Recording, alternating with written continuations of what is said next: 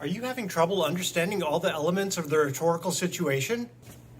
Are you writing an essay right now, but you're not sure how the rhetorical situation is relevant to your writing? What? Really?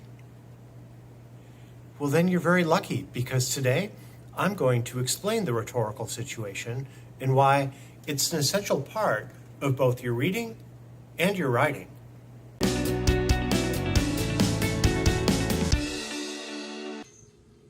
Hi, I'm Clay Zuba, inventor of Zubify. I teach writing and literature courses for high school and college. You might have been assigned a rhetorical analysis essay for your first year composition course in college, or you might be taking the AP language exam for high school and know you're going to have to write this essay for a test. I've graded literally millions of rhetorical analysis essays, and if you want to succeed in this type of essay, this video will help.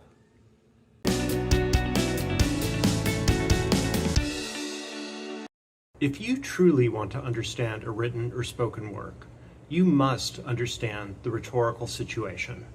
This is especially true of non-fiction essays and speeches. If you are preparing for the AP Language and Comp exam, the rhetorical situation is a vital part of writing the rhetorical analysis essay. The rhetorical situation may sound mysterious, but it's quite simple.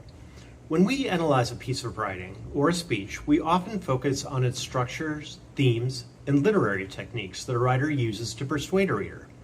But it's just as important to remember that any piece of writing is produced within a specific rhetorical situation. The rhetorical situation can be defined as the historical, cultural, and social context in which a given work is produced. If we remember that any piece of writing is ultimately produced in order to persuade, then the rhetorical situation is simply the situation in which that persuasion takes place.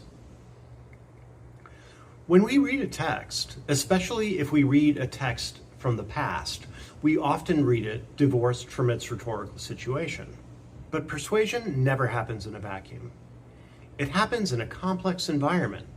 That environment might be full of ponies, people, politics, and all sorts of other things. A writer must navigate competing aspects of this environment in order to successfully persuade, and must consider all of them when crafting their text.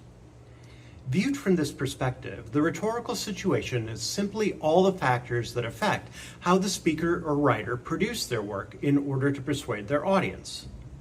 Now, there are various mnemonic devices that you can use to help you describe or analyze a rhetorical situation.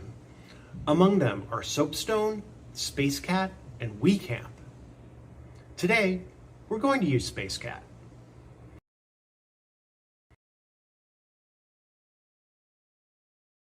The acronym Space Cat stands for Speaker, Purpose, Audience, Context, and Exigence. And then for Choices, Appeals, and Tone. Today, we're going to focus on space because it applies most to the rhetorical situation. The part about cats will be useful in later videos when we model how to conduct a rhetorical analysis. The speaker is, as the term suggests, the person doing the writing or speaking. But it's also more. It's their background, beliefs, and position in their society. It's everything about them, known to us and unknown. The purpose is what the speaker wants to accomplish. Purpose usually involves persuading the audience or reader of something. Often, the speaker wants to persuade the audience to adopt the speaker's position on a controversial issue. The audience is, as the term implies, the listener or reader. But as in the case of the speaker, when we think of audience, we have to think generally of their beliefs and ideas, especially how they might differ from those of the speaker. These differences, as we'll soon see, determine how the speaker persuades. Context is perhaps the broadest of these categories.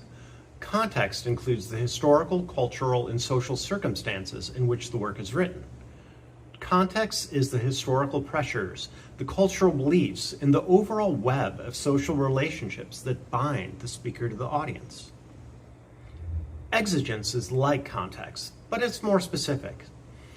Exigence is the event or catalyst that prompts the speaker to create the text at this time for this audience, to persuade according to this purpose. Think of speaker, purpose, audience, context, and exigence as the historical, cultural, and social variables that every writer must consider when choosing how to persuade their audience. Every word, every grammatical choice, every structural decision happens within this rhetorical situation. That's why understanding the rhetorical situation is vital to understanding how the writer is trying to persuade. The more we understand each aspect of the rhetorical situation, the more intelligent and informed our interpretations of the choices the writer makes. Now, understanding the rhetorical situation can help us comprehend what the speaker is saying. But if we really want to understand why the speaker is saying it in this particular way, we must attempt to reconstruct the rhetorical challenges that the speaker faces when attempting to persuade. These are the challenges inherent in the rhetorical situation, and the speaker must overcome these challenges, or their attempts at persuasion cannot succeed. We must ask, what differences separate the speaker and audience? There must be some. If there weren't any, then the speaker would not need to persuade. Especially consider differences in politics, race, religion, gender, nation, and class. Then think about how these differences might be affected by the purpose, context, and exigence. Notice that we have all 5 elements of the acronym SPACE in this equation. Thanks for watching. I hope this video has helped you understand the rhetorical situation. If you'd like to see this video's lessons in action on a real rhetorical analysis, analyzing a real rhetorical situation, stay tuned for our next video where I'll demonstrate how to apply the rhetorical situation to Abraham Lincoln's second inaugural address. And I'll help you understand how Abraham Lincoln sought to overcome rhetorical challenges. See you next time.